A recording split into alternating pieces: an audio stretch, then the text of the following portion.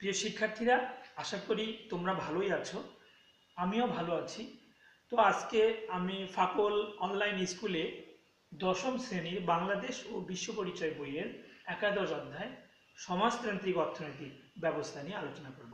আমরা এর আগের ক্লাসে আলোচনা করেছিলাম ধনতান্ত্রিক অথবা পুঁজিবাদ অর্থনীতি নিয়ে। আজকে আমাদের আলোচনার বিষয় সমাজতান্ত্রিক অর্থনৈতিক ব্যবস্থা।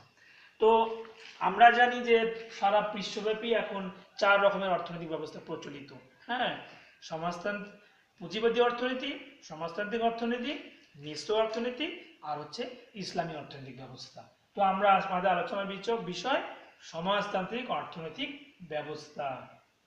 তো এখানে উৎপাদনের উপাদান সমূহের মালিকানা থাকে সরকার বা রাষ্ট্রের। আমরা এর আগে পুঁজিবাদে দেখেছি উৎপাদনের উপাদান সমূহের মালিকানা থাকে ব্যক্তির কাছে, গোষ্ঠীর কাছে। কিন্তু এখানে ভূমি, সকল মূলধন, উদ্যোগ গ্রহণ, সংগঠন সবকিছু নিয়ন্ত্রণ করে সরকার নিজেই। এখানে ব্যক্তির কোনো অধিকার থাকে না। অর্থনৈতিক কার্যাবলীতে সরকারি নির্দেশনা কোন দ্রব্য কি পরিমাণ কি প্রক্রিয়ায় উৎপাদিত হবে, অর্থাৎ অর্থনৈতিক কার্যাবলীতে সম্পূর্ণ নির্ভর করে সরকারি নির্দেশনাতেই। একটা অঞ্চলে, একটা দেশে কোন দ্রব্য উৎপাদন হবে, কি পরিমাণ উৎপন্ন হবে, কি প্রক্রিয়ায় উৎপাদিত হবে, এইটা সম্পূর্ণ নির্ভর করে সরকারের নির্দেশনা। এখানে ব্যক্তির কোনো ইচ্ছা বা অনিচ্ছার গুরুত্ব নেই। ভোক্তা স্বাধীনতার অভাব, এখানে কিন্তু ভোক্তা স্বাধীনতার অভাব রয়েছে। ভোগকারীর নিজ ইচ্ছা মতো দ্রব্য ভোগের সুযোগ থাকে না। এখানে কিন্তু ভোগকারীর নিজ ইচ্ছে মতো দ্রব্য ভোগের সুযোগ থাকে না। কারণ এখানে যেহেতু এখানে কি দ্রব্য উৎপাদিত হবে দেশে সেটা নির্ধারণ করে সরকার, কি পরিমাণ ব্যক্তি কিনবে না কি পরিমাণ উৎপাদিত হবে সেটাও নির্ধারণ করে সরকার। অতএব ভোগকারীর কোনো স্বাধীনতা থাকে না এখানে। উৎপাদক, সরকার নির্ধারিত দ্রব্য সামগ্রী উৎপাদন করে। হ্যাঁ, উৎপাদক, সরকার নির্ধারিত দ্রব্য সামগ্রী উৎপাদন করে, আমরা যেটা আলোচনা করলাম। অর্থনৈতিক কার্যাবলীর উদ্দেশ্য মৌলিক চাহিদা পূরণ ও জনগণের সর্বাধিক কল্যাণ।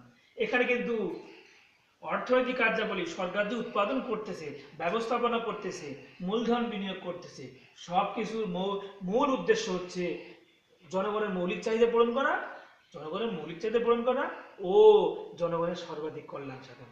আমরা দেখেছি পুঁজিবাদে কিন্তু ব্যক্তি মালিকানাধীন ছিল। ব্যক্তি মুনাফার জন্য অনেক অনিয়ম করার চেষ্টা করে বা করে অসৎ লোকেরা। কিন্তু এখানে কিন্তু ব্যক্তি মালিকানাধীন নয়, সেজন্য এখানে সরকারের উদ্দেশ্য হচ্ছে মুনাফা হোক বা না হোক বা কম হোক, জনগণের সর্বাধিক কল্যাণ। সেই উৎপাদিত দ্রব্যটা হবে মানসম্মত এবং স্বাস্থ্যসম্মত এবং জনগণের কল্যাণ সাধিত হবে। জনগণকে যাতে বেশি দাম দিয়ে কিনতে না হয় সেই বিষয়ে সরকার সজাগ থাকে। তো আয় বন্টন, এখানে আরো ভালো সুবিধা হচ্ছে যে আরেকটা ভালো সুবিধা হচ্ছে আয় বন্টন।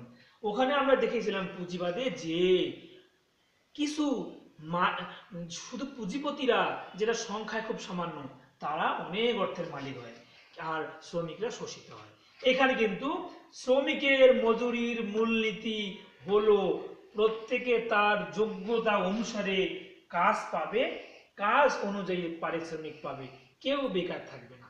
তাহলে এখানে কিন্তু শ্রমিক শ্রমিক ঠিক তার যোগ্যতা অনুযায়ী কাজ পাবে এবং ঠিক তার কাজ অনুযায়ী যে পারিশ্রমিক পাবে।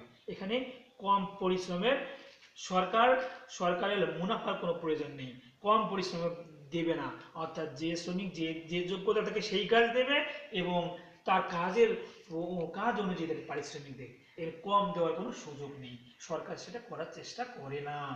এইখানে এই অর্থনৈতিক ব্যবস্থায় কেউ বেকার থাকে না, সবাইকে সরকার সে তার যোগ্যতা অনুযায়ী কাজ দেয়, অর্থাৎ কোনো মানুষই বেকার থাকে না।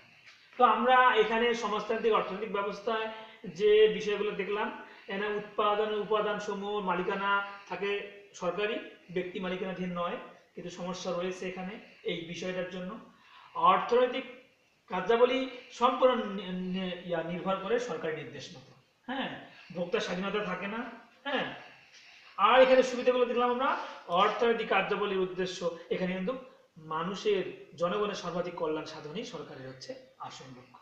আয় বন্টন সুন্দর হয়, এর জন্য সব মানুষই খেয়ে পরে বেঁচে থাকতে পারে, মানে মৌলিক চাহিদা পূরণ হয়, আবার কোনো মানুষই বেকার থাকে না। হ্যাঁ, তো আজকে এই পর্যন্ত, সবাইকে ধন্যবাদ জানিয়ে আমি শেষ করছি। সবাইকে ধন্যবাদ।